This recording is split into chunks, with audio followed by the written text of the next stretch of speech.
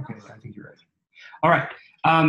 So getting started, a couple things. One, we're going to record this session if everybody's, good with that. That way, because it's so hard with a global community. We have people all over the world, and it's difficult to find a time where we can do this to get everybody on at the same time. On the core team side, we're willing to do these whenever. So I think that we're doing this one, and then we might do another one either today at 8 p.m. Pacific, which is like 5 hours from now, or we might do another one 7 a.m. tomorrow morning to make sure we cover everybody. But since not everybody will be at all of those things, we would want to publish, I think, the videos from each one. So you might hear something you didn't get to be a part of in the one, in the one that you were involved in. So, and then of course, for anybody that can't attend any of them, ideally they can hear them all.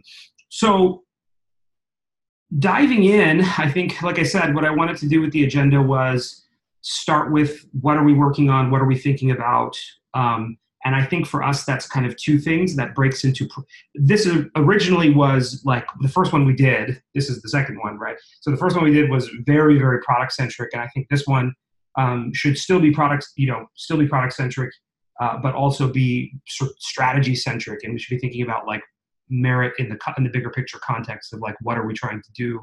And strategically what's important to us. Whether that is, product focused or, something sort of bigger picture. So I think that is kind of the shape of the stuff I want to talk about. So just talking first about product and kind of what we're thinking about. The first is we have a pretty significant thread of work right now, which is to take all the transactions on the Light Wallet side and make them entirely assembled locally on the client side. So to explain that a little bit more, today the Light Wallet relies on some server assistance to create a transaction, and that adds a lot of slowness to the transaction experience. I'm sure many of you have experienced like when sending a transaction on the Light Wallet, it's decidedly slower than it is on the core wallet. And that's because it's doing assembly. To be clear, like, all the secrets are stored on the client side. None of that is on the server side. But while it's doing the primary assembly, it's sort of doing a rough draft check with the server, and then that comes back, and then it does a cycle, at least one cycle of that, sometimes two, before the transaction's ever fired. And that adds a lot of time. And so we've been relatively concerned about that, and also concerned about the speed at which you sync large wallets, right? Because as I think anybody on this call that is, that has like an older wallet or has a bigger wallet, it takes some time to actually synchronize, especially on that initial import with the 12 words. It takes a lot of time to get your wallet synced, and then if you hit the refresh button, it's overfetching, and it's getting a lot of data it doesn't totally need. And so we've been refactoring that whole model to store transactions locally. And so the relevance of that is that you'd have a much faster experience, even just browsing through your transaction history, and the synchronization between you and the server can be streamlined a lot. Instead of actually getting huge payloads of all the recent transaction data, what you can do is get the differential of what you have locally and what the server has. So that whole category, that's another sort of category of work around optimizing the Light Wallet to be more scalable, to be faster. And then related to that, so there's actually a lot of interesting Light Wallet stuff here. Another thing is that we're working on peeling out some of the core services into microservices. For those of you that don't know, much of our Light Wallet stack is in JavaScript, or specifically TypeScript, and that includes the sort of, there's JavaScript and TypeScript intermingled, and the server is primarily, the Light Wallet server is primarily in JavaScript today. And as we peel out services, we are doing that in Go. If you, I don't know if anybody's here is familiar with Go, but Golang is Google's high concurrency language. It's great. We've used it. The core team here has used it for a lot of stuff in the past. Go is like what Ethereum is written in, if that is helpful context for folks. Go is faster than JavaScript. It's strongly typed. and we think it's has a better development and deployment story. So as we peel out those services, we're doing that in Go. So those are sort of three threads of work, pretty large threads of work, all on the Light Wallet side. And that, I'm sure some of you are wondering, and I think I haven't been very active on Discord because I was sick all of last week, but I'm sure people are wondering about the sort of like development channel. And for people that don't know, we're working on many of those changes in different repos, and those repos aren't linked to the development channel yet. So that's something we can do at some point. I just haven't done it. But there are some interesting threads of work there around the Light Wallet, and that ties into a bigger overarching thread for us, which we've been working towards since we launched publicly in May, is we want to open source the entire Light Wallet stack. It's interesting because, Merit has this, I think we have a pretty large body of work, especially for a team our size and like our age as an organization, between the various Light wallets, the various mobile wallets. Wait, who's screen sharing? I think, Austin, I think you're screen sharing. I'm going to stop that because I'm guessing that's not something you want to do. So I'm going to figure out how to stop your screen share. Hold on 1 second. There's got to be a way to stop the share. There's advanced sharing settings. Here we go, only host. Okay, is that good? Is it gone? Does anybody see Austin's screen now or just me again? Yeah, it's gone. Okay, good. Cool, sorry. So, I think for us, it's interesting because we have this big body of work, right? So we have, the Light wallets, of which there are two, there's like the mobile Light wallet for the web, and then you have desktop Light wallet for the web, and then you have the desktop Light wallet that's Electron wrapped and installable. That has all the GPU mining stuff built in.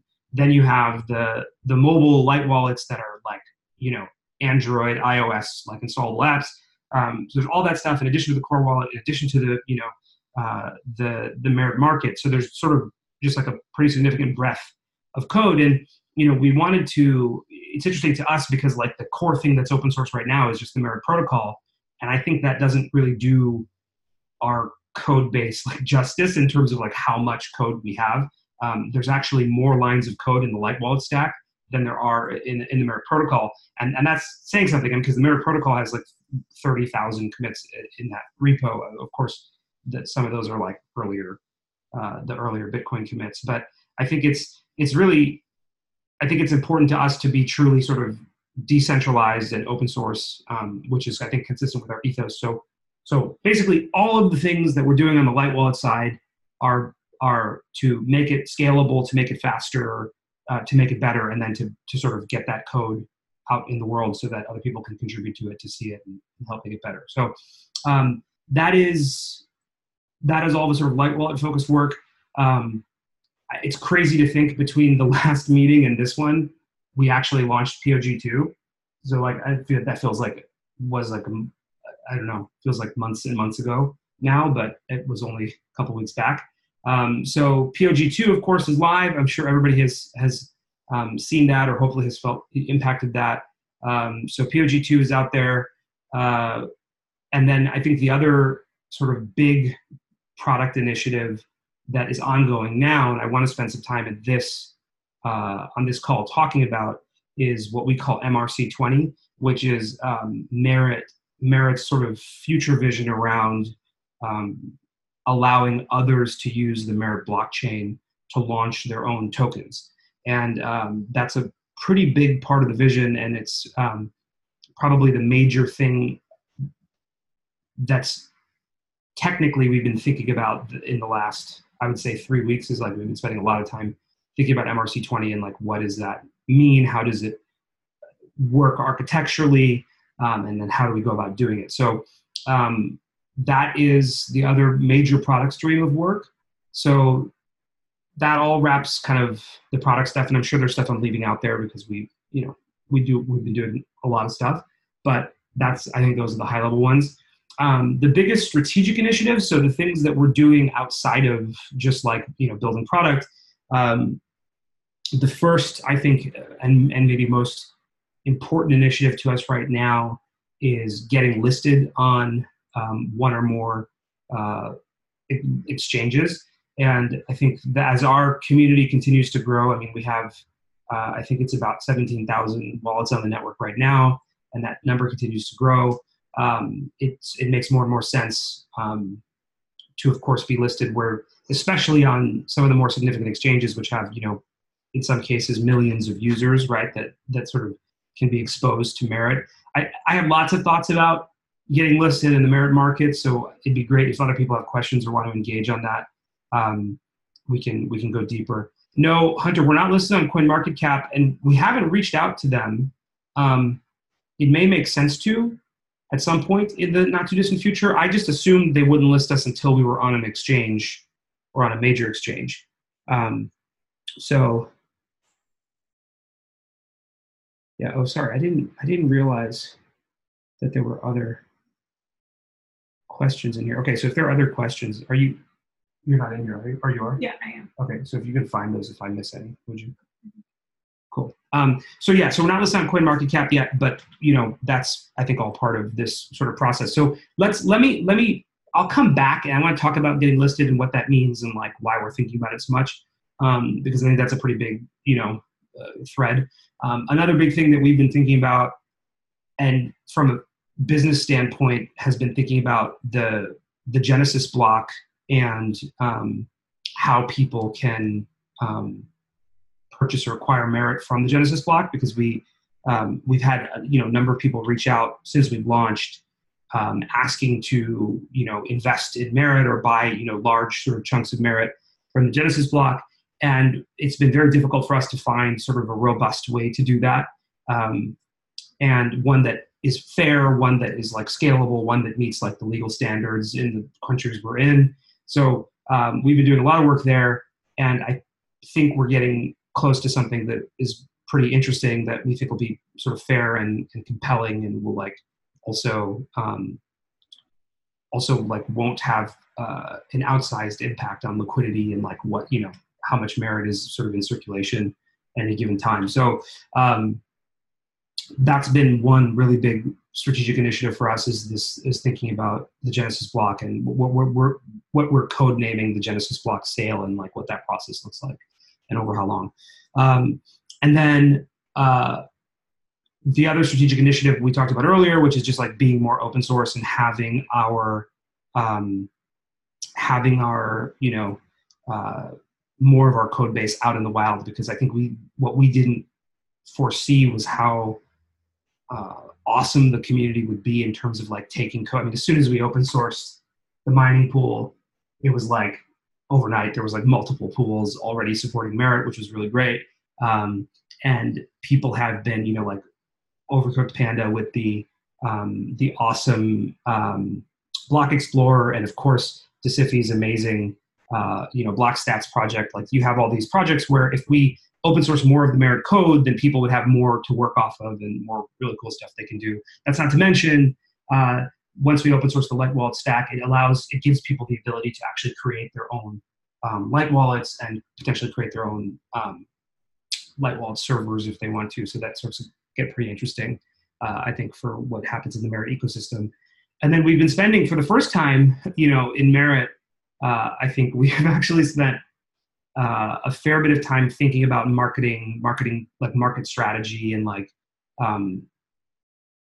thinking about growth and like the right type of growth, because I think I'm trying to think of the right way to say this, and like I want to make sure I say it in a nice way. Like, I think the crypto community has there are a lot of folks in the crypto community, and not everybody is like helpful or necessarily like going to have a meaningfully positive impact. So, and as I think we've seen, and I think this is the case in any community, is like, not all community members are created equal. Like, some people are super positive, super helpful. Other people are super trolly, and you have these kind of like this weird, not weird, but you have this continuum of involvement. And as we think about growth, I think it's not just growth for growth's sake. It's not just having like lots of people on the network, but it's about having sort of the right people on the network. So people who are ultimately like positive, who are helping to grow the community, who are who care, right, and who are sort of interested in the project or the technology and working to take it forward. So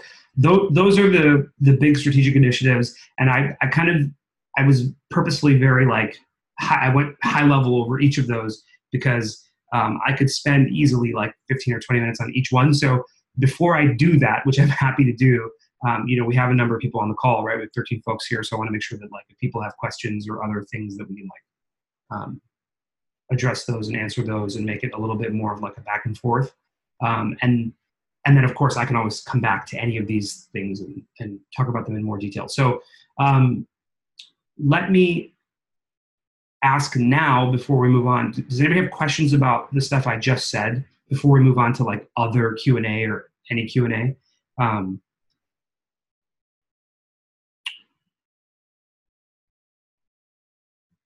Anybody?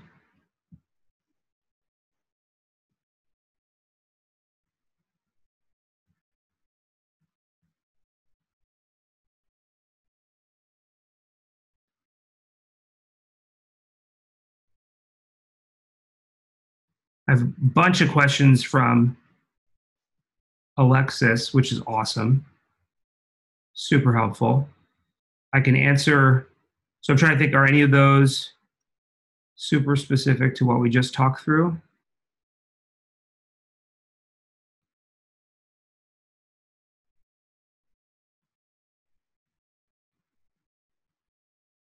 Some of them could be.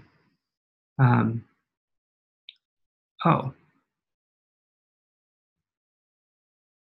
Hunter, you don't see the questions from Alexis? I see them. It says to everyone. Huh.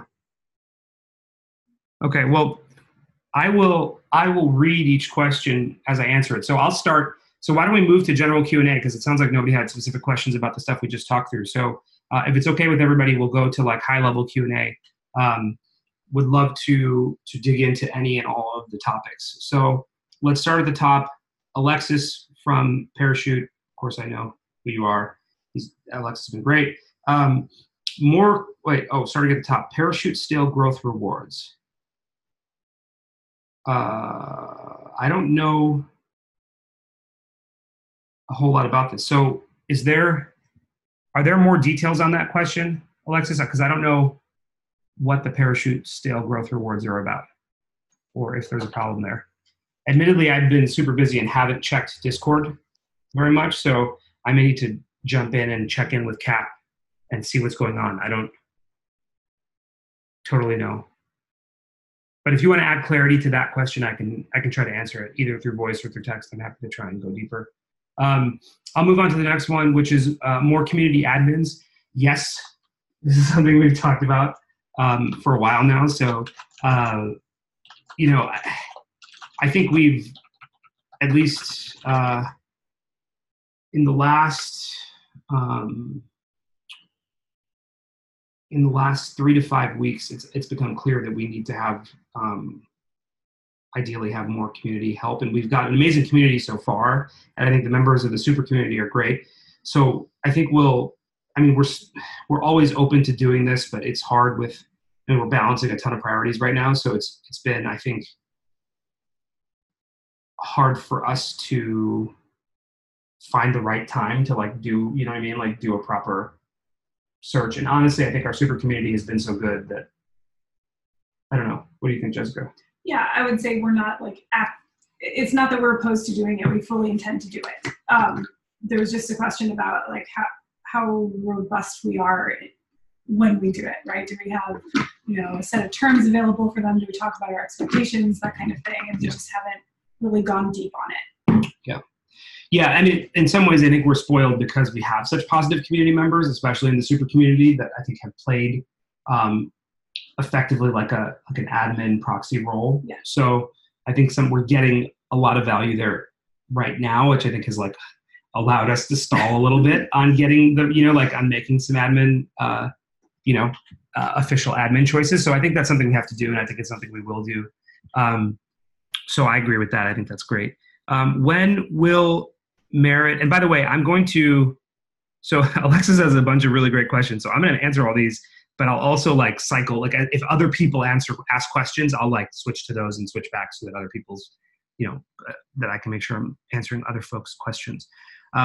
When will we hire non-technical roles, marketing and community manager? Great question. So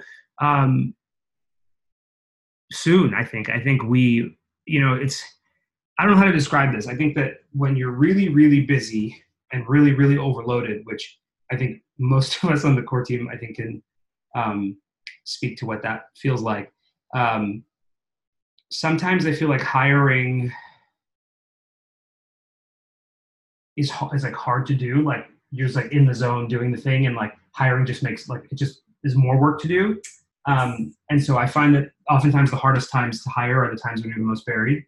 And I also think that like every time I've hired having scaled a couple companies to sort of sizable headcount, right? So it's one company to 150 people and then another company to 350 people. And like when I find that when you're really like in that sort of deep zone of like going really fast and there's like a high need, I feel like that's when you feel rushed to make the wrong hires. And then I feel like that's always extraordinarily painful. So I think, I don't want to speak for everybody, but I think that like our instinct has been like, we know we need these roles. But we sort of like, we need to, when we hire for those roles, I think we have to do it at the right time. And I don't know that time is that far away actually, because like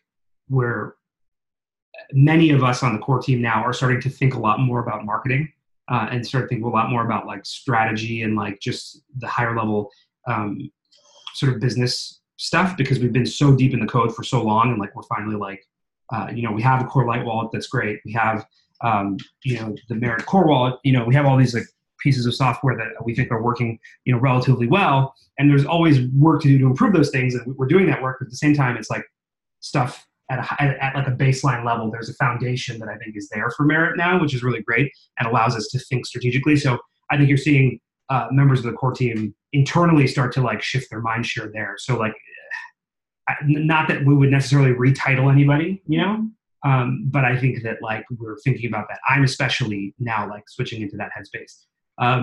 So with that said,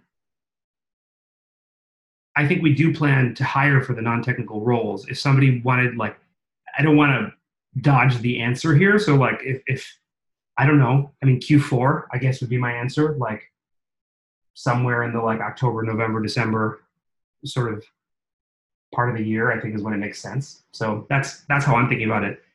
Though we don't operate like a big company here. So we don't have this whole notion of like, here's our hiring roadmap and we're going to hire this person by this time. A lot of our hiring is, I think, driven by sort of exceptional candidates and people who are really, really good. So that's been, I don't know, I think that's how I think about it. I don't know, you have anything to add there? Yeah, I would say as a really small team, it's been nice sort of at this stage to have the knowledge, like everyone in the company has solid knowledge of what's happening everywhere else. There's not a whole lot of division here. And that's kind of nice with the stage we're at. And as we scale, that will obviously have to change. But I think at this point, we all feel being as intimately involved in each part of the project as we are, it's sort of a nice model for us at the moment. And I would guess as we transition into thinking more about the business strategy and how we're growing, that will need to change. But if I were to say why we're pushing it off, I'd say that's part of the reason is everybody here is intimately involved in most parts of the projects, which makes it easy for us to operate across the spectrum. Yeah. What she said, I think that's I can't really add anything valuable to that. So this is great. So, and Alexis just clarified that these questions are coming from the entire Parachute community, which is great.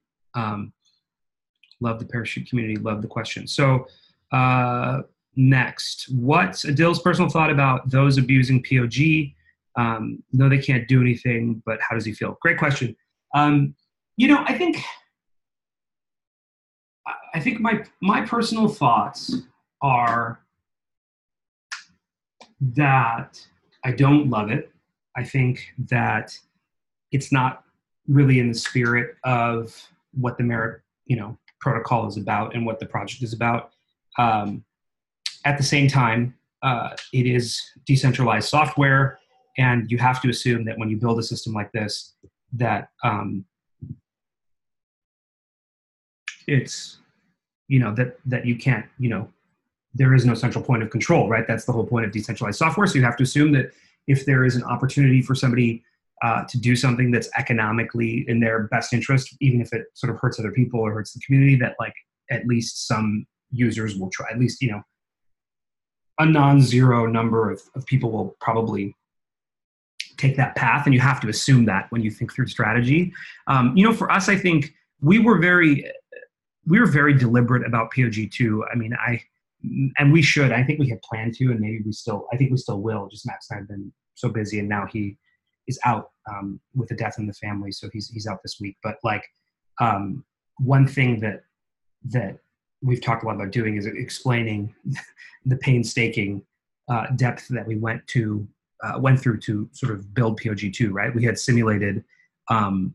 I'm not even sure at this point. It was either hundreds or like thousands of incarnations of this algorithm. I think probably hundreds, feels like thousands. But we did it with the Merit blockchain. So we actually looked at the real behavior and then ran a simulation with a new version of the algorithm. And then every time we'd make a tweak, we'd rerun it to see sort of how it would compare to the way the ecosystem was before POG2, with POG1.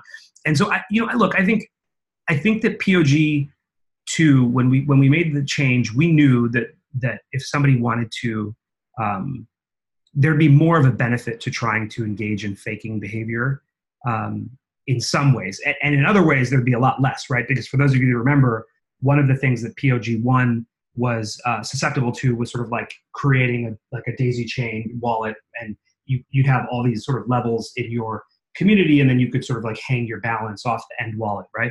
And that was something POG1 was susceptible to. And I think that as we implemented the Pachira algorithm that came out of Microsoft research that we thought was a good fit for that problem, we like eliminated that problem entirely, right? So that whole thing went away. But we knew that, sure, people could, so let me zoom out, because I think this is there's a bigger topic here. And this is maybe even relevant to DeCiffi's question. Let me read DeCiffi's question to make sure, because I address this at the same time. So what about issues regarding POG2? What is your point of view as a team? Do you consider it as a serious thing too? Not desired behavior becomes, pretty common. People creating duplicate wallets.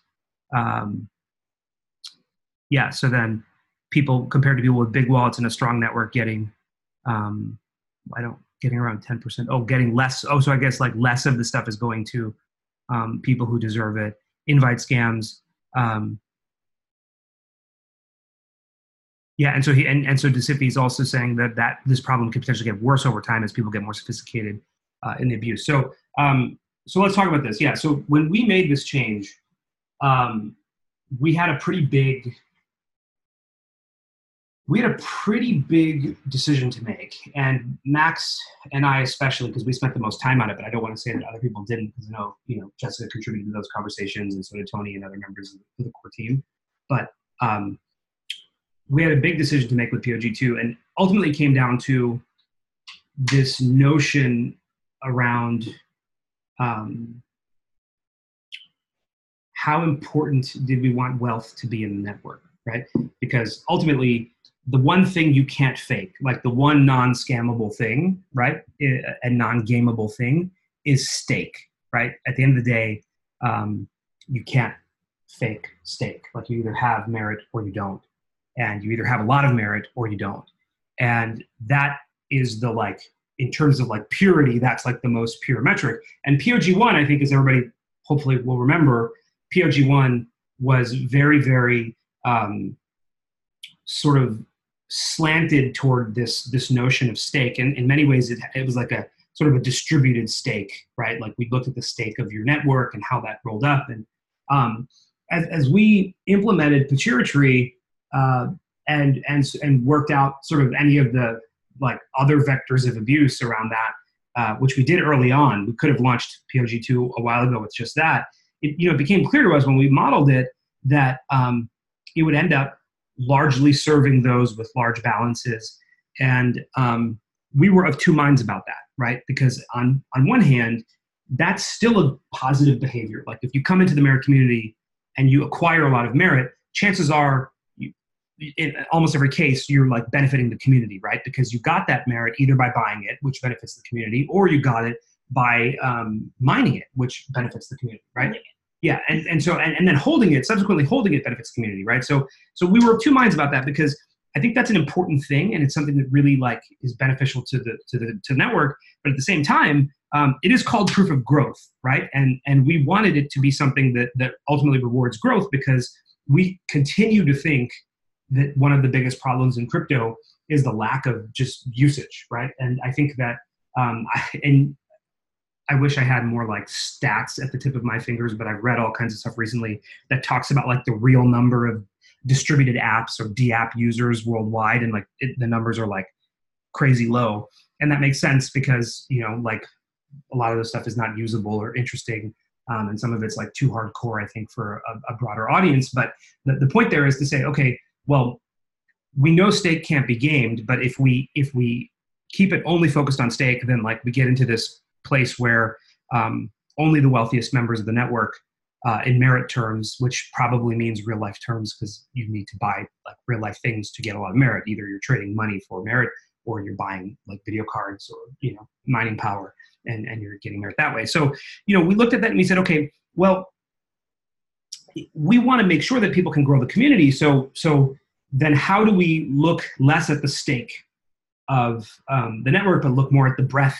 And so that people who are actually sharing, because we had a number of members of the community that we thought had really interesting impact, and we had marked those wallets like in our data sets. Like we have these big data tables of like the whole community stack ranked by their growth score, and we looked at like, okay, who are the people that are sort of not where they should be, right? And that was like most people, in our opinion, because you have all these people who are like growing the network. They brought some people in, but largely they didn't have huge, stacks of merit, and then they were not able to really earn anything in the way of growth rewards, right? It was really small. So anyway, so we went back and forth. We did a bunch of modeling, and ultimately, our belief was that with POG2, we think that the pros outweigh the cons in terms of saying, okay, can we actually engage people who are sort of doing the right behavior? And yeah, maybe some people will come in and do the wrong behavior, but previously you had a group of people who were sort of who did the right behavior and then stopped doing the right behavior. And that was sort of like proven out in the blockchain, right? We could see that there were people who tried stuff and then, they shared it, and some people got like 20, 25 people on the network and then just stopped because they're like, hey, I'm not getting any growth rewards.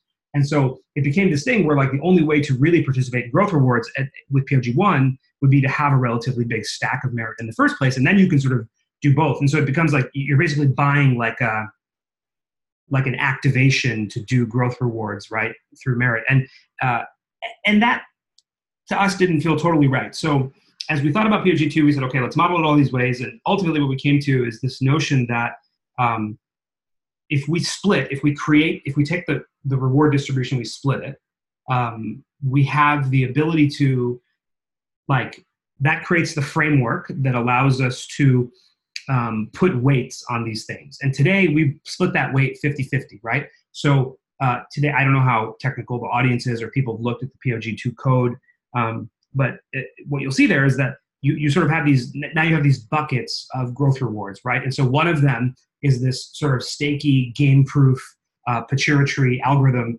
approach that just rolls everything up in this intelligently weighted way, and it doesn't matter how you distribute your MRT across your network, like it'll all get equaled out in the proper way, sort of mathematically, and then you get this growth score. So that's half of the distribution today. And then the other half looks more at like the breadth of your network, in addition to stake, like it's looking a little bit at stake, but mostly like to try and ascertain if the wallets are doing something on the network as opposed to nothing. And so that's sort of the model that we have. And when we did that, we said, okay, let's make sure that in these early days, people are incentivized to do the right things. And our ultimate belief was two things. One, that again, there'd be pros here, that we'd actually activate a big part of the community that wasn't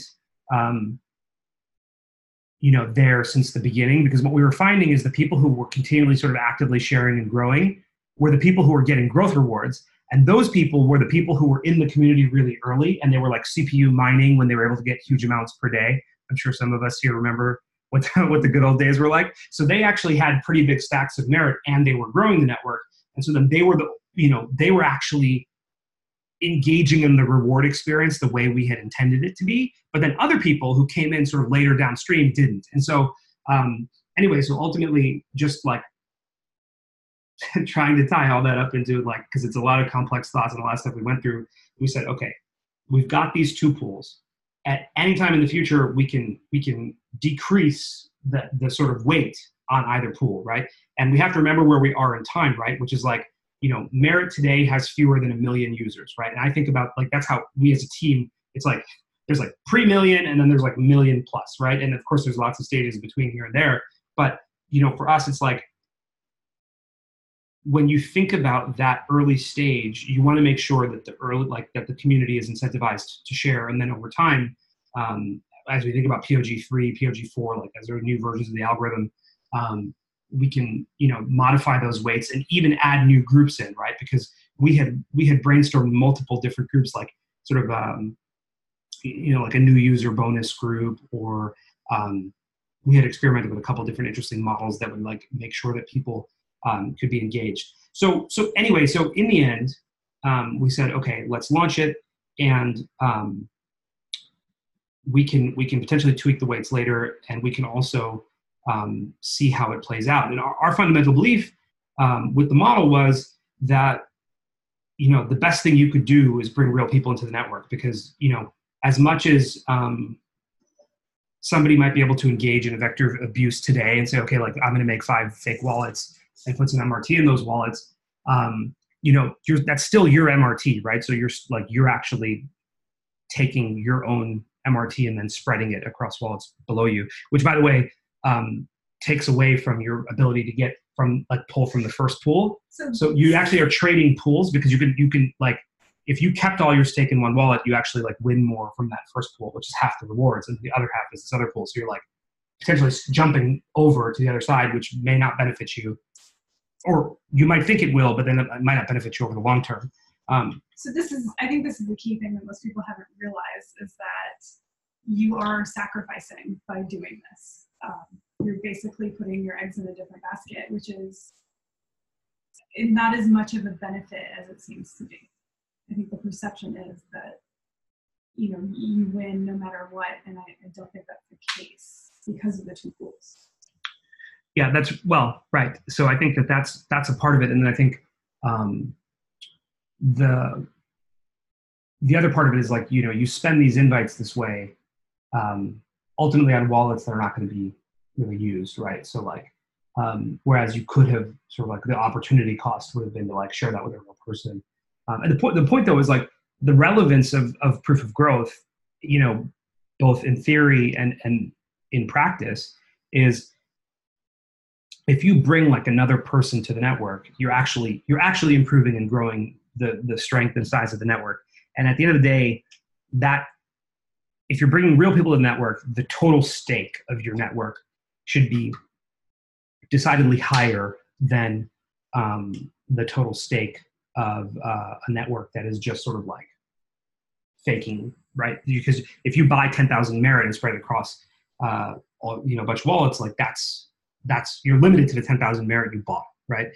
Whereas if you actually have a real community of friends or colleagues or people that you're bringing to the network, they're going to be able to bring in more to the network, right? So they, should be more than the whatever resources you have by yourself.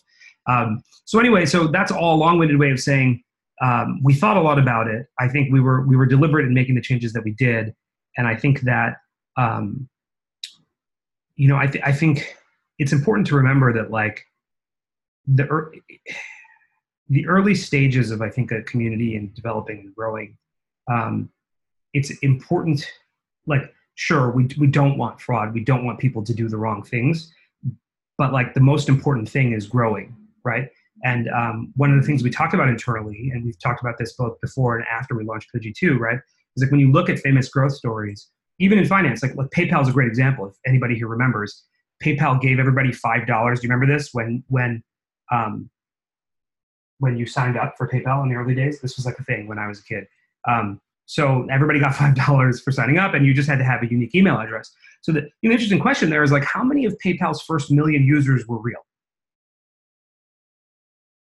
Right? Like, I don't know. PayPal's not going to publish it, right? Of course, they know it's not in their interest at all to publish it, right? But the point is that like they created this model that I think that fundamentally they knew that there was a vector of abuse there. It was very obvious. You just make a bunch of fake emails, get a bunch of $5 every time you do it. But it allowed them to grow this community, and that ultimately put them on the map, and then they became a thing. And of course, as they got bigger, what did they do?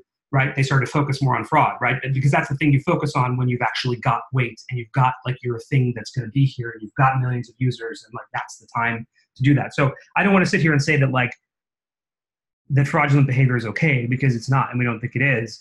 At the same time, when you look at the behavior, and I think it's very clear from before and after POG2, we have activated like a group of people who previously had sort of fallen off. You've seen a lot of them sort of reactivate. And I think also we've solved a pretty big cold start problem, which was a major problem with POG1, which is that if you just joined up and invited 5 people, like nothing would happen, like zero, right? And again, we knew that if we created some bonuses or things that helped even it out, so that if you were a new member, you'd get something. We knew that there'd sort of be an angle for bad actors to potentially abuse that. But at the end of the day, having just like a brick wall for new users, right, who come in and grow the network and then don't get anything, we think ultimately is just like a worse outcome, right? Because tweaking the POG2 parameters we can do, like we can tweak POG in POG3 and 4 and 5. But the most important thing, I think, is making sure that new people in the community are actually incentivized and participating, right? Because that's the whole model is predicated on that. So, so short answer is no, we don't like it. If you want to know how I feel about it, my personal thoughts are I don't like that people are doing it, and I don't. The question says, and I know it's a copy paste, but it says I know they can't do anything, but how does it feel? I mean, we certainly we could change POG2 tomorrow, like we changed it to POG3, right? We have like all the versions that we wrote, and we could easily bring back in one of the other versions. But I don't think we as a core team think that's the right thing to do. I think we should focus on growth, and I think we can with relative ease, I think, tweak parameters. We can always make things more stakey. We can always do that. That's like super easy to do. It's just in the end that we don't think that's the dynamic that we want, right? That's not what we want to promote. So I think it's a careful balance. And I think there was a question here from Desifi, and I guess also Alexis brought this up too, is this idea of like, what changes do you want to make to POG? And I think we have a lot in mind, right? And I don't know that we're at a place right now where like we have a decision, where we think this is going to be what POG3 looks like. We talk about it a lot, we think about it a lot. But I think there's a number of things we can do, right? I think there's ways to, of course, you can just change the weights. That's super easy. But there's also ways to look at like rewarding both up and down the stack, right? So that like if you join under the network, like if you join from somebody who's like a trusted, good person on the network, who has a great community, then you potentially earn more. And like, and if you, of course, we wouldn't do that and keep POG2 the same. So that's like a whole different angle of like incentivizing people to join sort of a strong network or a trusted network. We've thought about overlaying trust score on top of POG. So that's like a pretty easy way to deal with of wallets that are potentially like not used for any purpose other than to try to juice POG. and of course, trust flows are part of the roadmap and something we intend to have on the blockchain in a decentralized way. So that's potentially a compelling and elegant solution to that problem. I think there's also these like, we can make bonuses a lot more temporary, so we could do it just for new users.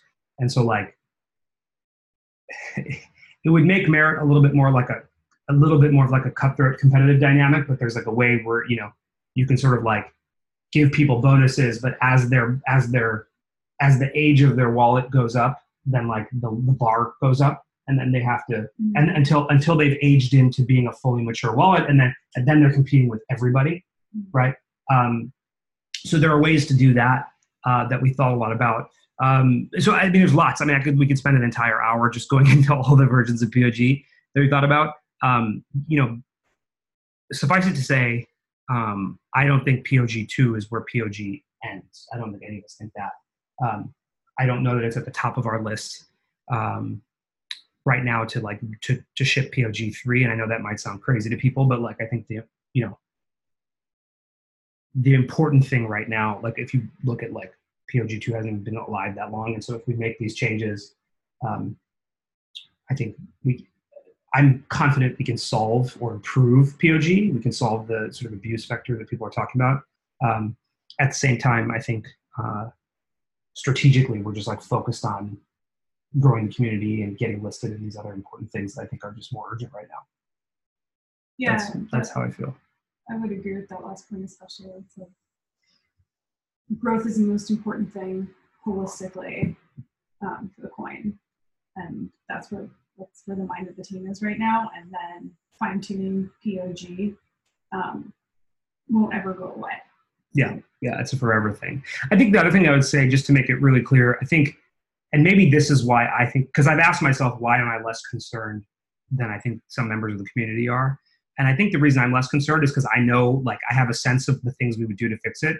And so I can imagine how if somebody was to take today and extrapolate today forward, just like into perpetuity, that would be like a scary thing to be like, oh, look, this just keeps happening forever. But in my mind, like having a clear sense of like the off switch, like the ways that we just turn it off, right?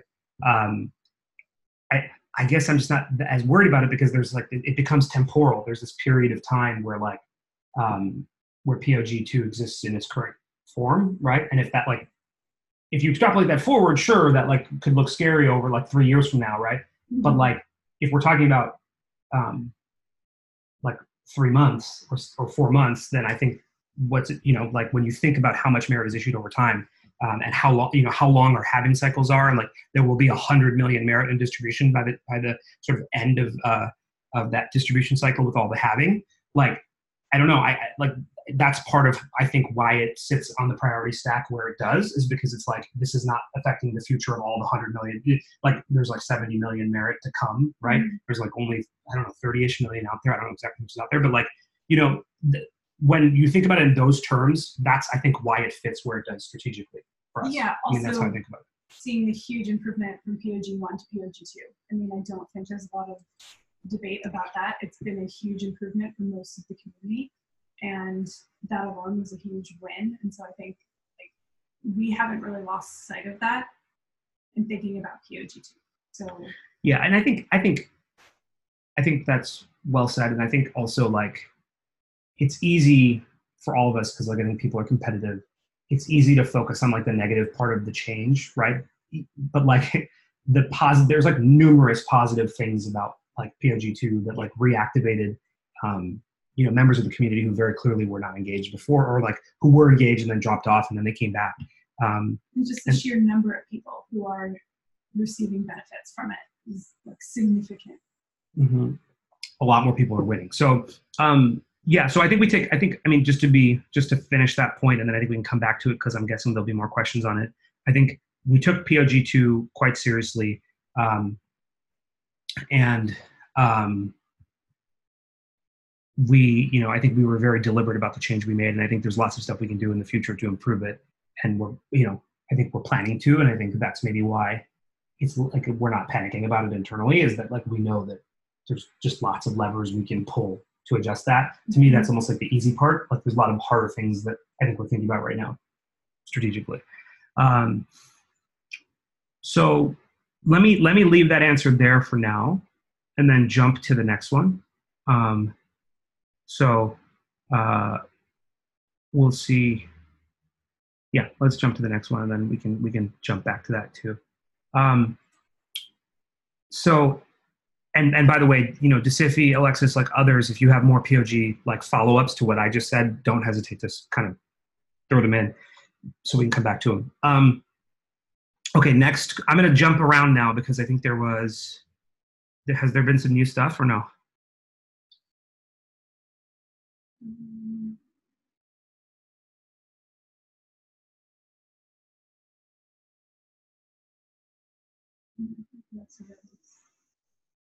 Oh, so some of this is about.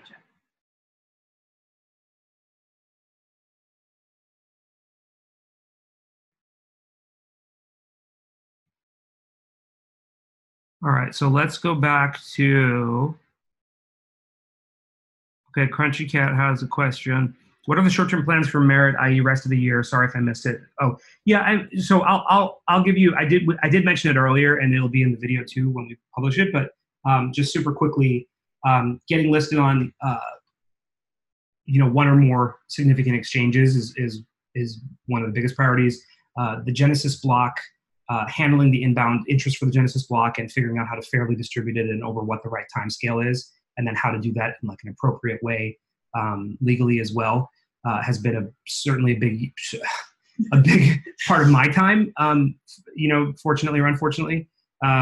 And then open sourcing more of the code base, because we actually have like more code that's closed source than open source right now. And so like there's like this tip of the iceberg thing where like people only see this much open source code, but there's like a ton of like the Light Wallet stack in its entirety is more code than the whole Merit protocol. So so there's a lot of stuff there. So on the open sourcing side, we think that's really important to stay true to our ethos of decentralization, but also like allowing people to be part of that, because we have this amazing community who people have built these really great tools with what we've already put out there.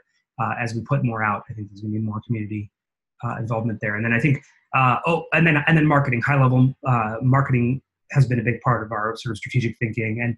And I think the right way to say what I said before is like with the focus on quality. As we think about like bringing people into the community, it's not just about growth. It's about like how do you acquire quality new users to the ecosystem? Because like, and just as a brief aside, I don't know how many video chats like this you guys come to, or how many other sort of communities people are involved in. But, for me as like a classic sort of like venture-backed entrepreneur, right? So I did 3 venture-backed businesses before Merit.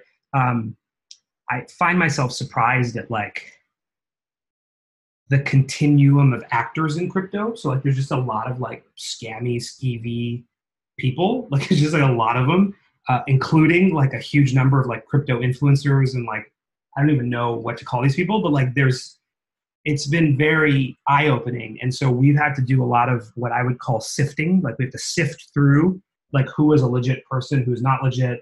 Like if we're going to work with this group or this content site or this influencer, like are they like what is this? Is this real? Is it not real? How much of their stuff is fake?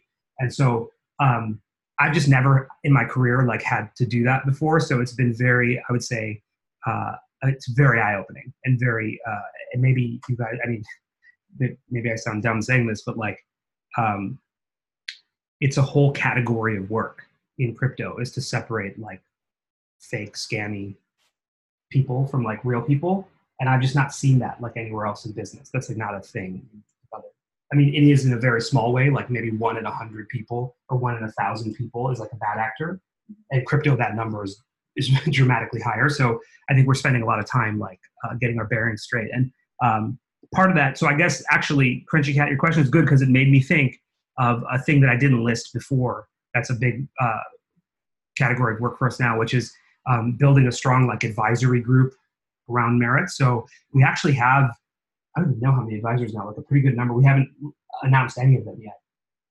So we should probably do that. But we've been spending a lot of time like trying to get the right people around Merit that can help us with some of this stuff, because there are so many like sort of shady, weird actors in the community, in the broader crypto space, that like we need help like going to the people who are like the right people that we actually want to work with. So so that's actually one other big category of strategy that we're working on, is building like a really robust advisory board and getting that around the Merit core team. Okay, so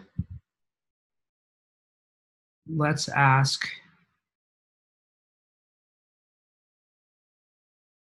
Oh, good questions. Now they're getting really good. Jeez. Okay. So one question here is any ETA for a big exchange? I think no ETA yet. We're just now starting to reach out, and I think that candidly, it's a complicated game. And again, maybe this is all obvious to everybody, but what wasn't obvious to me is like in crypto how few like working blockchains there are. But there just aren't that. There's not that many, and so the super majority of these exchanges are all equipped to like handle ERC20 tokens, right? And so that's like their whole business. And even that for some of these people is like hard, I guess, even though it's like there's only one ERC20, so it should just be like the click of a button to add a new coin. But they, quote like 2 weeks to, they quote 2 weeks to get listed, right? So like that's like with an ERC20 token. In our case, there's a whole new blockchain you have to sort of implement, and that's a lot harder for these exchanges. So we have, I don't have a clear sense. I would say like on the outside, it'll be months. On the inside, it'll be weeks, right? So I think somewhere in the ballpark of 2 to 8 weeks is probably reasonable. Obviously, we're going to do everything we can to accelerate that, but it's only partially in our control. More specifically, we can influence it. That's the limit of what we can do. But at the end of the day, these exchanges aren't necessarily all very fast and don't have to be fast, right? Because they've got lots of cryptos like waiting to be listed. So they sort of make the rules. So I think that is. I think that's probably the best answer I can give on that. Oh, don't worry, Alexis, I didn't forget your other questions. I'm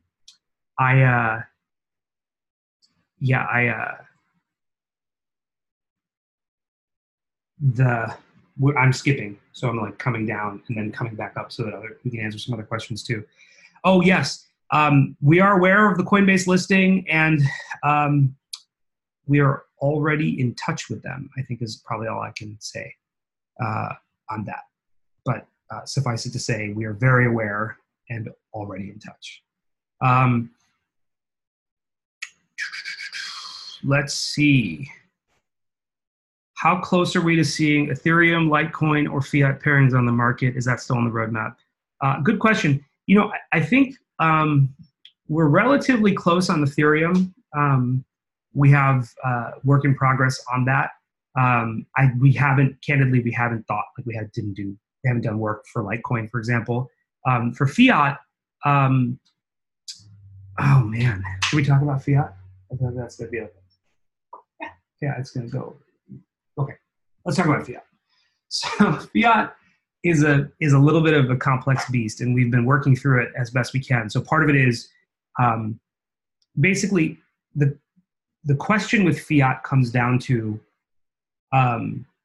will merit be in the center of a transaction or not, right? So you have buyer, you have a seller, right?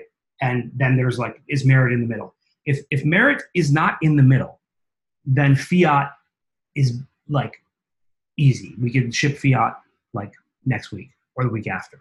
And we have some work, like we actually started working in that direction, and then we paused that stream of work because we weren't sure if people would go for it. In fact, in the last product sort of committee call like this, we asked about it, and pretty much everybody said they didn't want that. So I'll ask it again, and I don't want to bias anybody, but I'll ask it sort of in an open-ended way here, which is, how would you be open to fiat on the exchange when you're interacting like directly with another party. So you're buying from that person. So like so in other words, let me explain it this way. That person could create a listing, and that list, they could choose their payment methods. Like I accept PayPal, I accept credit card, I accept wire transfer. It could be anything, right? A lot like localbitcoins.com, if anybody's familiar with that website. You can allow people to create listings however they want to, and then you could buy. And then, of course, that transaction ultimately is between you as a buyer and the seller. And so, the seller accepts whatever currencies they accept. And ideally, of course, you have to operate on trust there. And then if, the merit team would only ever get involved if there was some kind of dispute around if the payment was made properly or not. And so that is one way to implement fiat. And I guess my question, and feel free to, address this, like in the chat or via voice. My question to the community here is like, is that something you'd be interested in, right?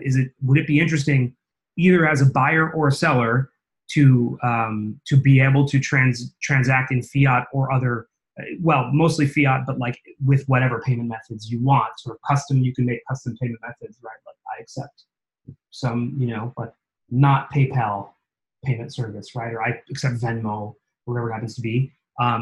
The interesting question there for us to the community is there interest in that? That implementation, so feel free to answer that whenever. You don't have to answer it now, but you could follow up with us individually. But that question ultimately is at the core of fiat, because that's the most sort of robust way to implement fiat, like globally, without being afoul of like various money transmitting laws, which we've learned. So if merit is, so to just kind of give a summary, right? Like the pros of that approach is like we could do it quickly and people could support all kinds of payment methods and it would be relatively fast to do. The challenge, of course, is that like if you have to then trust the seller, and if something goes wrong, like then of course we can get involved because the at least the merit part would be an escrow. But at the end of the day, there's still some risk there. And on the flip side, if merit's involved, it becomes very complicated very quickly because in a lot of countries, like especially here in the United States, you can't, if merit is in the middle of that transaction, then we have to be an official like money transfer business, which means we have to be licensed to be in that kind of business, which is like super time consuming and like takes a while to do and is expensive here in the US. So that's like a bit of a tricky, it's not tricky, it would just add significantly to the length of time, right, on the fiat side. One creative solution we've had there that we've thought pretty actively about is it wouldn't be hard to implement the ability to buy like merit with a credit card, for example. But what that would do under the hood is you'd actually be buying Bitcoin, and then the Bitcoin would be like transferred for the merit, right? And so that's sort of a workaround that we think is like relatively like legally sound and accomplishes sort of the same thing. But under the hood, the person has to be buying, they're buying, Bitcoin, or I guess it could be Ethereum, and then that gets transmitted or exchanged for the merit. So we're open to other things, but the short answer is if fiat's going to come anytime soon, it would have to be this peer-to-peer version of it. Anything else is going to be lengthy just because of the sort of complexity. Open an office here in Canada. Yeah, that's not a bad idea. Yeah, but I mean, it's not that wouldn't be that bad to be up in British Columbia. Okay, so let me go back up to some of these community messages from the Parachute community. Between web, DLW, Android, iOS, not all the features are available in the same ways. When will they sync development so each platform has the same features? good question. Oh man, I don't know. I think a little while. It's not like super high. Candidly, it's not super high on the roadmap, right? We've been focused on performance and open sourcing. But I guess in fairness, open sourcing everything gets us part of the way there, because then the community is able to help on any of this stuff, right? So I think that ends up being pretty beneficial. So I don't think we have like a date in mind for that. I would say we're probably, especially because we're still fighting with Apple to get listed officially on the iOS App Store, which is like a complete mess. I think it's not. I think that at least the mobile apps, we just haven't spent as much time there recently. So I don't know. I think it'll be a while. I think it'll be candidly, I think it'll probably be months before we really think about it. Yeah, I think that's right, especially for use, like true use of Merit today. Having the desktop Light Wallet and the core wallet seems to meet the demands pretty well. And I think it would be, obviously in an ideal world, yes, everything would be perfectly synced and all the features would be available everywhere. But our sense is that, given how small our team is, that's not realistic right at this point without seriously sacrificing the other things that we're doing. And so since the functionality is available through the desktop Light Wallet, the Electron wallet, and our sense is that that's where people spend most of their time, we're pretty, I think we have to be comfortable sort of with where we are. Yeah, I think that's right. Next question, are all 16 developers full-time on Merit, all part-time? Most of the Merit core team is full-time. Let's see. The easiest way to answer that question is who's not full-time, which would be Jason, Lewis, Alex, Mikhail, and Josh. So So more than half the core team is full time, and we, of course, we plan to continue to grow the team relatively aggressively, and I think that all comes down to how we engage in doing Genesis block sale.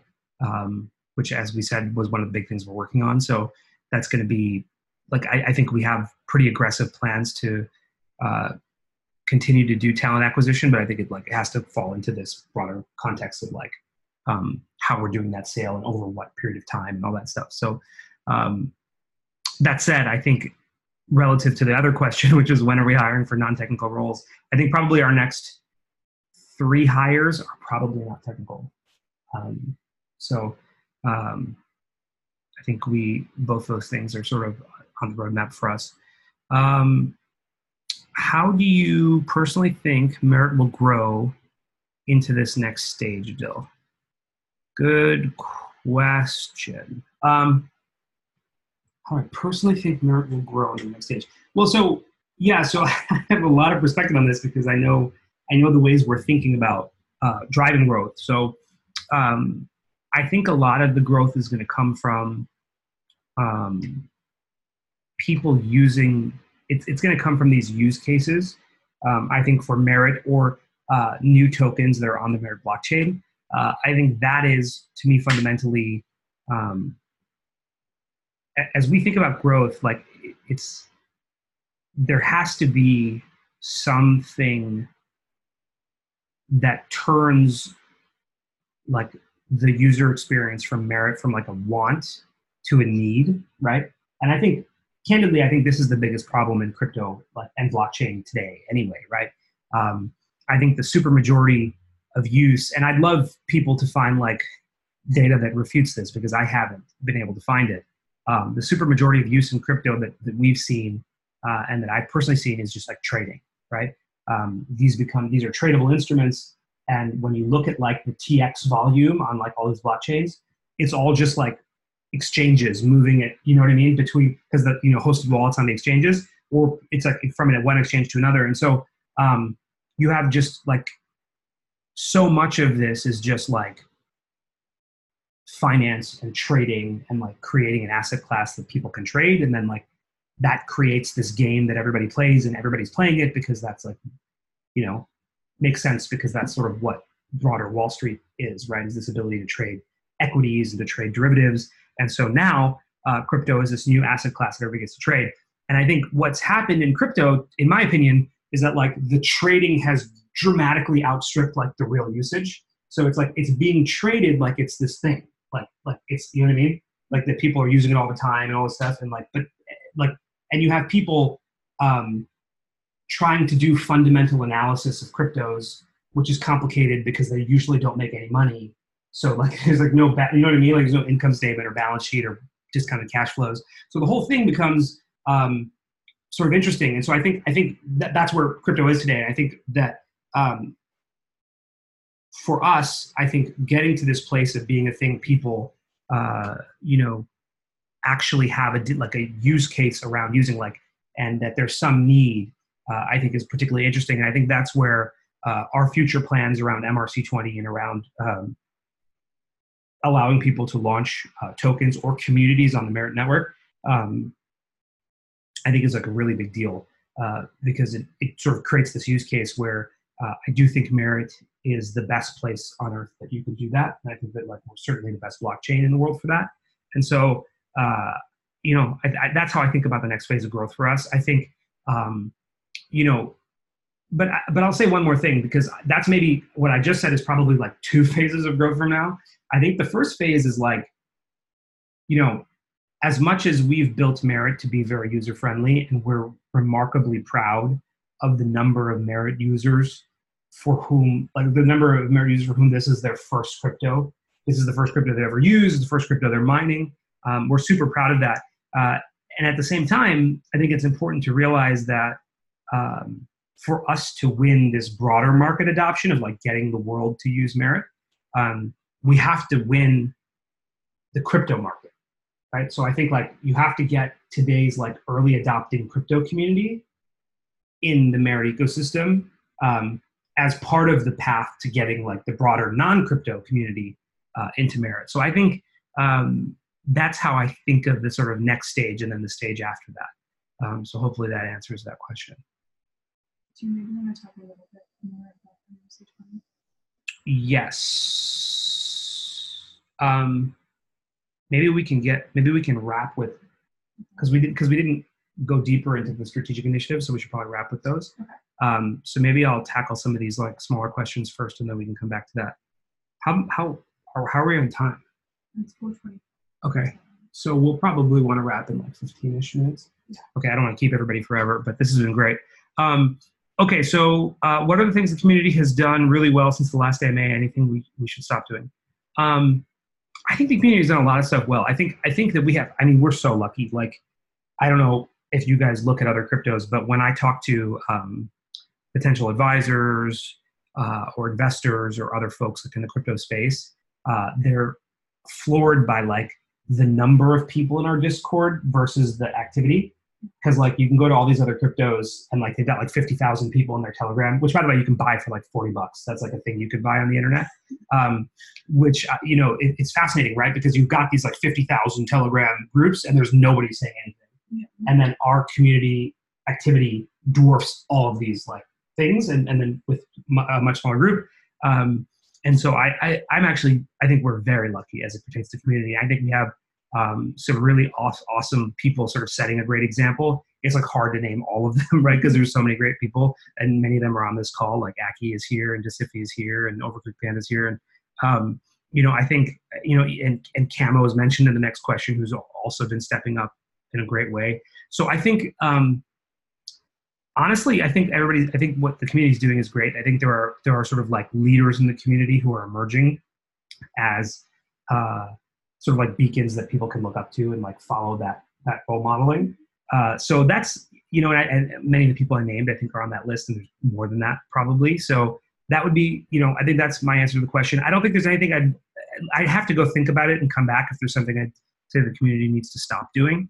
I guess if I had to say anything, I'd say like maybe like less invite link spamming, like just like generally. I think it's like it doesn't help, and like I think it also like candidly it also cheapens the experience because I think that like people like there's been so much scamming in crypto that I think a lot of people when they read or see or hear like invite only, or like that there's proof of growth, their just brain shuts off because like they're not maybe not capable of like reading the code and maybe don't want to put in the effort of like Googling the team and like seeing that the team is real and has done things before. Like that's like too much work for most people. And so I think a lot of people that just do the brain just like stops, right? They're just like, will not compute. Like, I think this is some kind of bad thing. So they stop listening. And I think like, yeah, so I think the invite link spamming like doesn't help that perception because I actually think like, well, somebody who thinks at that shallow level and makes that conclusion, like, while that's the case, for some people, I think anybody who digs deeper like sees that there's a real thing there, and I think that the community is actually extraordinary in merit, and so I think anybody who digs deeper would see that, and so I guess the point is we want people to dig deeper. We don't want to give them those like shallow signs that they can just kind of like forget about it and not think about it again and make an assumption about what it is. So that would be my only thing about things to stop doing. When Reddit subreddit? Oh, this is a good question. Let's do that. I don't know. Like now, sorry. Yeah. I just, my Discord is it's just getting so bad. There's so many messages. So I think I just have to dedicate a day. I just have to like maybe I'll do it tomorrow. I'll just clear it because it's going to take at least a day to like get through all the unread Discord messages. So I think I'll maybe just do that. Yeah. And I think that falls in with, like the community admins. It's not that we don't want to do it. It's just, we just haven't gotten to it. Yeah, I think we should do that. I think somebody else had already mentioned wanting to start a subreddit too, other than Camel. I forget who it was. So we have to go back and yes, let's do that soon. I don't know, like this week, next week. Okay, let's go back down to the bottom. Crunch Cat. Okay.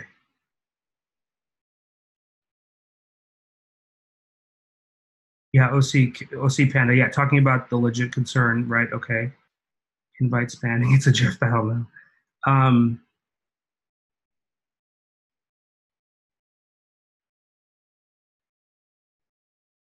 There's no way to measure.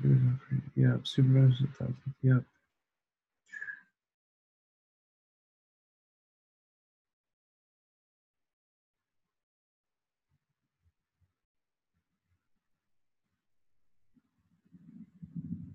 Okay. So, I mean, Decifi, that makes sense. I mean, I think of course, it's okay. It's always okay for the community to disagree with us, right? And especially somebody that's been such a positive member of the community like you, I think will have a pretty large influence on the core team, right? So yeah, I mean, I hear what you're saying, and I think that with POG, I think we'll continue to talk internally about POG 2 or like POG 2.5 or whatever to POG 3, and we'll continue to think about where it sits on that priority stack. I think that you're right that it is hard to do the analysis because we've had members of the super community do an analysis, and like Max internally did an analysis, and like our analyses didn't match because we were making different assumptions about like which wallets were real and which ones weren't. And it is a little bit difficult. I mean, some people are sort of obvious, right? When they like like with their wallets that like you can sort of tell, but in other cases it's not super clear. So I think I think that I guess like I'm going to bring back the POG2 discussion to this like bigger question, which is like, I think the goal is to make sure that the system is engaging and gets people to do, like, ultimately a system of incentives is supposed to drive behavior, right? So if the system of incentives is working, then we're driving the behaviors we want from the community, right? Which is to grow the community. And I think that, irrespective of like how many people are in Discord or whatever, I think that merit the size of our community, like number of wallets on the network, when you look at sort of all of it, for a crypto that has done little to no paid marketing, um, I don't know. I think it's pretty, like, I think it's a pretty good foundation that we have. Yeah. And so I think as I think about POG2, there are multiple design goals. And I guess my point is to say, one of them for sure is always like reducing or eliminating the bad actor use cases. But more important to me than that, candidly, is like increasing positive behavior, right? So like there's decreasing negative behavior. That's one set of design goals in an algorithm. The whole other set of design goals is increasing positive behavior.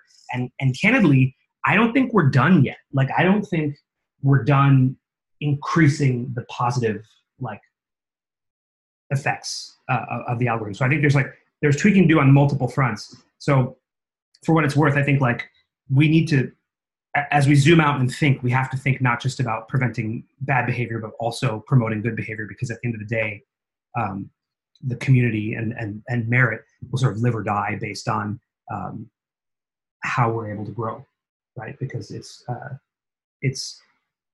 I think critically important for us to have that that sort of fast growing community that I think drives so much of the foundation of what we're trying to do. Okay, so that's my thought on that. And specifically, like, let's keep talking about it, because I think there's a lot here, and I think I want to keep talking about it. What about privacy and merit? Yeah, so it's a really good question from Merit Lover here, which is like, what about privacy and merit? So we have a couple things kind of distant on the roadmap we thought about, but I have to admit that, like, Merit's not a privacy coin, and we were very deliberate about what we said. Like, the design goals of Merit were very much about community, they're about trust, and that's why we built aliases, right? That's why, like, there's an @Adil, right? And for private, for security, what we did is we created vaults, right? And instead of trying to focus, so we definitely didn't focus on things like ring signatures and zero knowledge proofs, and that was a path, of course, we could have went down, but ultimately, when we set out to build Merit, we said, the world needs an easier crypto, and it needs a crypto that can be, people's gateway into crypto. Like, ultimately, if Merit is successful in 5 years, what we want is, like, their first crypto was Merit, right? It's like, oh, I got Merit, then I got some Bitcoin and some Ethereum and some whatever, Monero, right? And so I think of, the way we look at the world is like, people, will have a basket or a portfolio of crypto assets. And so we want Merit to be people's first stop on their journey, like in that on that way. But at the same time, we know we can't be everything to everybody. So I think if people are really concerned about privacy, I would say, okay, well, you're probably going to hold Merit in addition to maybe Bitcoin, in addition to maybe something else. And maybe you should add, like, Zcash or Monero to that portfolio, if that's a thing you want to solve for, is like have that in your asset base. So that's how we think about it. And so we did not focus on it strategically from a core product standpoint, because we didn't think that was what the sort of everyday user needed. Like, I have a hard enough time explaining to my mom, like, how Bitcoin works. And so, like, explaining how, like, shielded addresses work would be like a whole, like a whole new thing. And so it just wasn't a big part of our roadmap. Now, with that said, we are thinking, vaults are like an interesting part of this, right? So we've thought a lot about, with vaults, like, how does that add security, right? But yeah, the blockchain is public, and my belief, and I could talk about this for a long time, but I don't want to waste too much sort of like airtime on this. But, like, what I would say is, I think people often misunderstand the blockchain and, like, think it's safer than it is, right? Like, to me, obfuscation is not anonymity. And that's, like, the biggest problem in Bitcoin. It's like everybody thinks it's anonymous. It's not. Like, this is how people get caught and go to jail. It's just obfuscated because you have a collection of keys, but it's really just one big game of Minesweeper. And every major government is playing that game, and they're they're flagging these mines. And as they get enough information around somebody, they know who you are. Like, they can do that. And so, I think that in some ways what Merit chose to do was, like, make it more public. So instead of, like, only the script kiddies being able to figure out how much, like, Merit you have, now, like, somebody could just see it, like, on the Block Explorer, right? So I think we were pretty deliberate about, like, making that more obvious, and then just like sort of exposing it to everybody. So that said, I think we have thought about, and it wouldn't be impossible for us to do something like ring signatures or to do sort of a coin join approach to mixing in anonymity. So I think there's something we can do there. But it's not. Yeah, I wouldn't say it's a 2018 initiative for us for sure. If that's helpful. Okay, so I think I'll just round out. Gosh, so can we, because it's going to be, we're not going to have time to answer every question. Can we like maintain a list and then pick up the ones we didn't get to this time for next time? So we'll do that. We'll pick up on the other ones next time. Let me round out by coming back to strategy, if that's okay for everybody, because I mentioned a couple things and I said we'd come back to them, and I want to make sure that we do. I talked about big initiatives for us, and one of the biggest ones I mentioned earlier was this thing we codenamed internally MRC20. And of course, it's just a code name, but MRC20 to us is utilizing the sort of power of the Merit blockchain to allow people to create new tokens, right? And to build those on the Merit blockchain. And this has always been part of the vision. It's actually in the blue paper. I don't think anybody notices it because it's got this like really small section, and we just kind of like added a teaser there. But this was always sort of a big part of what we thought made proof of growth special. Was like, it's not just that. I think to date, like up until today, we've spent a lot of time both on the website and like in the community focusing on like the individual use case. Like Merit's really easy to use for like a person, and I think that's important, and that's part of like, that'll always be part of our DNA. I think going forward, I think a lot more of our emphasis is going to be on how easy Merit is for an organization to use, right? And so that an organization can be a lot of things, right? And there's a couple different use cases that I think people don't often think about, right? So like me having sort of a pretty significant retail background, one of the big things, as I talk to my sort of large retail network, one of the, like you have to solve a problem, right? So you can't just be like, hey, you should accept like, MRT. And they're like, well, what's wrong with Visa, right? And there actually are things wrong with Visa, right? And so like that, as from a retailer standpoint, what's interesting about something like Merit is not only, of course, like the fast, you get access to your money much more quickly. You actually, of course, the transaction is sort of like cleared and done much more quickly. We have all those things, but other cryptos have that. The thing that Merit has that's really special is proof of growth, right? So what's really interesting is if you're a retailer and you choose to accept Merit, you're now mining Merit, right? So like because you're ultimately going to bring new people into the Merit ecosystem because not every one of your customers uses Merit, right? And that allows you to be in potentially a negative fee situation, which I think is really interesting, right? So like there's this world where, with Visa, like every dollar you collect, you get 97 cents or 96 cents or whatever of that dollar, and you'll get it like 30 days later. And so with Merit, what's interesting is if you're actually accepting Merit, you actually have the ability to get like more than the dollar, right? You might actually be in a negative fee situation where you're, making $1.10 for every dollar that you collect because of growth mining. And so I think that's really important to one category of users, is this whole notion of growth mining and what it means to people for accepting Merit and what that does. I think the other thing and this is something we thought a lot about, when you look at what Merit's really good at, we have this, I think proof of growth is a really special thing. In addition to all the sort of usability stuff that makes the blockchain a lot more manageable and approachable for new users, what Merit's really good at is sort of limiting this blockchain address space. Like that's what invite tokens do. Like it creates a cost to having an address on the address space. And so there's sort of this limitation dynamic that ultimately controls, I think, access. And then I think the other thing it does is it incentivizes growth, right? So you have this notion that like, because you've brought people to the community, you're sort of benefiting by mining. And so I think Merit does these two things really well. And what's interesting is like, that is the case that is a perfect use case for pretty much any community, right? So if you were to create, there's so many token use cases where if you were to tokenize membership to a club, if you were to create a local currency for like a city or county, if you were to do like a school crypto to reward students, right? Like whether it's a school, an organization, a church, a charity, a business, the killer business use case there is like loyalty points, right? Because every retailer wants to have their own loyalty point currency, which is like a hard problem to sort of engage in technically. Because I mean, the big ones have it, like the big airlines, of course, have mileage programs, and the big hotel chains do. But it's not an easy thing for like a small business or even a medium-sized business to implement.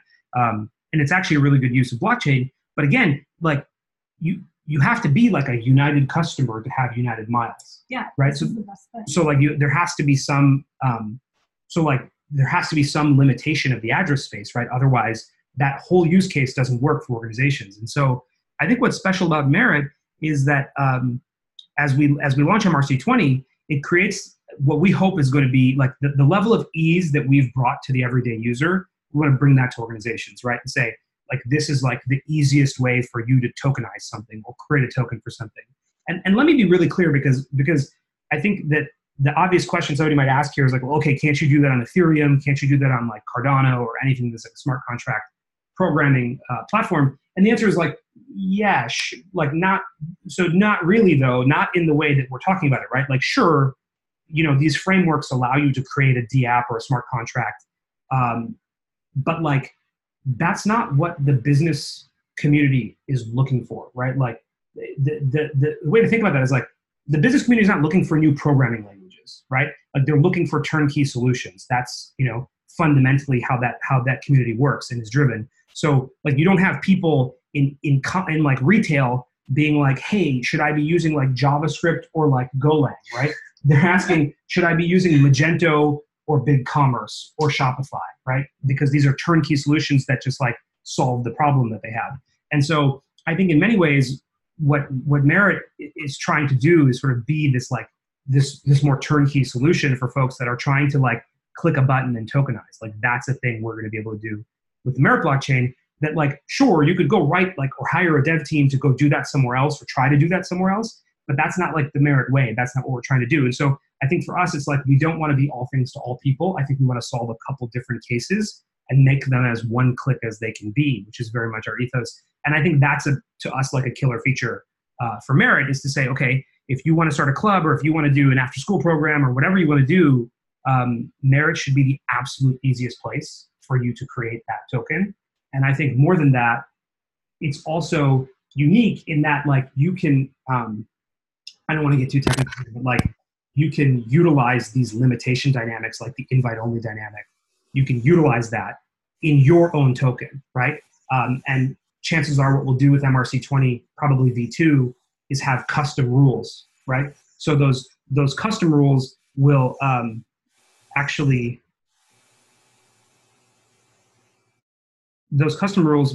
like, be, will allow people to have their own dynamics that govern their token, right? So it gets sort of interesting, I think, for us in that way. And I think the last part of that that's important to say is that Merit will, again, uniquely be the only platform for you to launch a new token, where by launching that new token, you're actually growth mining the core crypto, right? So there's sort of multiple incentives for why it would make sense to launch a community or launch a token on Merit. And I think most of that is going to be like that. It's going to be the easiest way to do it. Like we will be, I think, the easiest solution in the market for that. But I think also, when you like ICO in Ethereum or some other like platform, you grew the Ethereum network for sure. Like every ICO brought users to Ethereum, but they didn't get anything special for that other than the Ethereum they raised in their ICO. Whereas in Merit, you'd actually get both pieces of that. You'd get whatever MRT you earned, right? But you'd also get the like continual growth mining benefit of having grown the Merit community. So I think that's sort of a brief discussion of what we call MRC20 and what we've been thinking the most about and working on the most here internally. And I think it's important because I think um, it's exciting for individuals to help grow the merit community. I think it's even more exciting for organizations, groups, clubs, companies to grow the merit community, because I think ultimately they have such big reach in their constituencies, right, in their customers or their members, and I think they're as far as blockchain has come, it's managed to still be very much like a for us, by us sort of thing, right? Like smart contracts, distributed app programming. Like, these are not things that like an everyday small business is going to have any notion of like how to address. And sure, they can pay some really highly paid like consulting, like blockchain consultancy to help them, but like there's not really a reason for them to do that, because in a lot of cases they don't have an absolute need, right? So when you don't have an absolute need to do something, then the goal on our end is to make the friction so low that you can just like click and do it, and then like that actually drives up the likelihood that you'll engage in the behavior. So so that's MRC20. That I think is the biggest initiative for us. I hope that makes sense. I'm happy to take more questions on that for next time, because I know we've been at it for coming up on 2 hours here. So if anybody has any very quick clarifying questions on MRC20, I think I can answer them. Otherwise, we can save them for next time and wrap.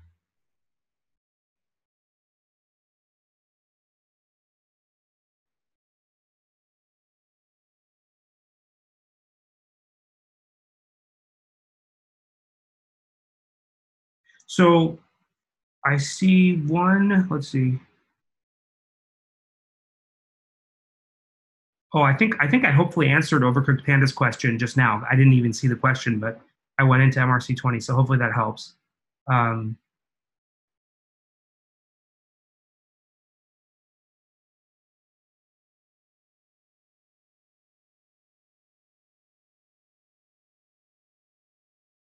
Okay, I think we can answer the rest next time. Yeah. This was great. Thank you everybody for coming. Don't hesitate to give us feedback. Send it to either Jessica or myself, or any, or just at the core team in Discord. We've been especially heads down the last couple of weeks because we've been doing a lot of strategic thinking, which sort of keeps us in some ways away from our computers because we're like at a whiteboard or drawing stuff. I think you'll see us be a little bit more engaged probably next week as people like as we start to do a little less talking and a little more being back at our computers. And of course, Max will be back in town, and I will hopefully have caught up from being sick for a week. So thanks everybody. This was great, and we'll be sure to publish this out. We have at the end of the meeting here 19 folks. I know some people were in and out, so really great showing, really great questions. Super thankful to have a great community like this, and to have like good like questions, and also like hard questions, and also disagreements. I think that's what makes the community super strong, and I think it's something we're super proud of. Any parting words? No. Thanks everyone. Thanks everybody. Cheers.